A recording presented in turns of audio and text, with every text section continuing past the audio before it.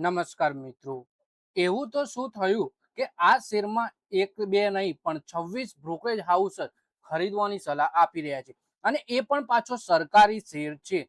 તો આ શેરમાં કેમ આટલા બધા બ્રોકરેજ હાઉસ ખરીદવાની સલાહ આપી રહ્યા છે એના વિશે આપણે તમામ માહિતી ડિટેલમાં જોઈશું. તો આ વિડીયોને તમે પૂરેપૂરો જોજો. જો તમારા જોડે આ શેરમાં રોકાણ કરેલું હોય તો તમે કોમેન્ટ કરીને જણાવી શકો છો, અથવા પછી રોકાણ કરવા માંગતા હો તો પણ તમને આ શેર વિશેની માહિતી મળી શકે છે.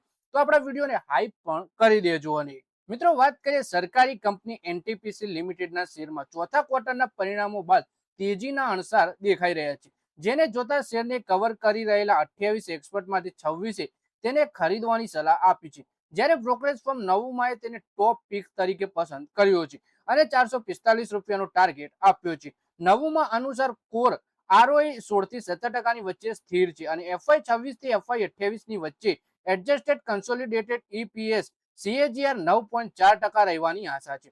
બ્રોકરેજે એ પણ કહ્યું છે કે એફઆઈ 28 ના અંદાજિત પ્રાઇસ ટુ બુકના 1.7 ગણા પર વેલ્યુએશનનું સસ્તું છે, એટલે કે એનટીપીસી શેર છે. ચોથા ક્વાર્ટરના પરિણામો બાદ આ શેરમાં તેજી જોવા મળી શકે છે અને 28 એક્સપર્ટ કવર કરી રહ્યા છે, જેમાંથી 26 તો આ શેરની ખરીદવાની સલાહ આપી રહ્યા છે. એક્સપર્ટ જણાવી રહ્યા છે કે આ શેર એફઆઈ 28 ના અંદાજિત પ્રાઇસ ટુ બુકના 1.7 ગણા પર શેરનું વેલ્યુએશન પણ સસ્તું છે.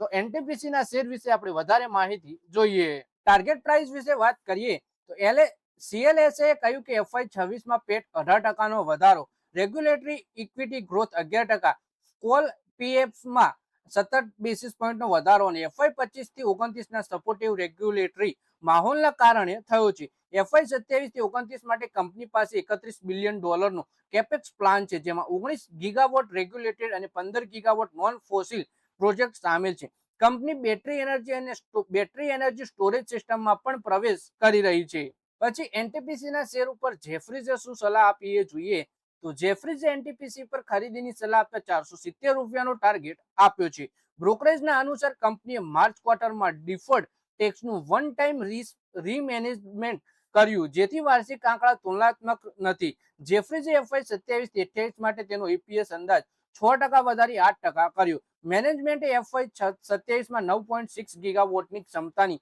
વધારાની આગાહી જાળવી રાખી છે, પરંતુ એફઆઈ 28 નો અંદાજ 10.6 ગીગાવોટ થી ઘટાડી 10 ગીગાવોટ કરી લેવામાં આવ્યો છે. એફઆઈ 27 થી 29 માટે ક્ષમતા વધારાનો અંદાજ 9.1 થી 12.1 ગીગાવોટ થી ઘટાડી 8.1 to 10.2 ગીગાવોટ કરવામાં આવ્યો છે.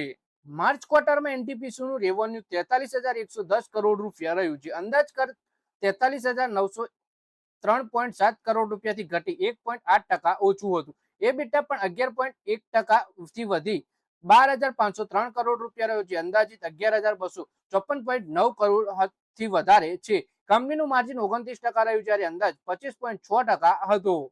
એનટીપીસી ના શેર સોમવારે 391 રૂપિયા 95 પૈસાની ઓપનિંગ હાઈથી 1.4% ઘટ્યા, ત્યારબાદ વધીને 392 રૂપિયા 8 પૈસાની ઇન્ટ્રાડે હાઈ સુધી પહોંચે. ગયા એક મહિનામાં શેર 4.9% ઘટ્યા છે, જ્યારે આ વર્ષે હજુ સુધી 15.9% વધ્યા છે શેર. તો મિત્રો, આ વિડીયોમાં વાત કરીએ આપણે એનટીપીસી ના શેર વિશે, જેમાં કંપનીએ ચોથા ક્વાર્ટરના પરિણામો જાહેર કર્યા અને આ પરિણામો જાહેર કર્યા પછી 28 એક્સપર્ટ કવર કરી રહ્યા, તેમાંથી 26 એક્સપર્ટે આ શેરમાં ખરીદવાની સલાહ આપી દીધી છે.